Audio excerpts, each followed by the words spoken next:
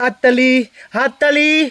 আহ, যা গোড়া থেকে কেটে গেছে। হ্যালো গাইস, তো দেখো আমার সেই ড্রাগন ফলটা পেকে গেছে আর আমি কাটার জন্য এই যে চাকু নিয়ে এসেছি। আর পেছনে আছে আমার মা, ক্যামেরাম্যান। এই যে মাকে একটু দেখো সবাই। আর এই যে হলাম আমি, টুরুলাভ।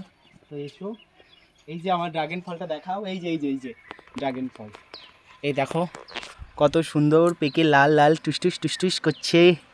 তো ড্রাগন ফলটা এতদিন পর কাটবো, এতদিনের অপেক্ষার অবসান আমার ঘটতে চলেছে। আমার মা খুব খুশি ড্রাগন ফলটা দেখে। তো মা খেতে চাইছে, লোভ দিচ্ছে ড্রাগন ফলটা অনেক দিন ধরে। তা আমি বলছি এখনও পাকেনি ঠিকঠাকভাবে, তাও আমাকে কাটতে হচ্ছে ড্রাগন ফলটা। তো দেখি তোমরা দেখো সেই মুহূর্ত, তোমরা জীবনে ফার্স্ট টাইম ড্রাগন ফল কাটছি গাইস।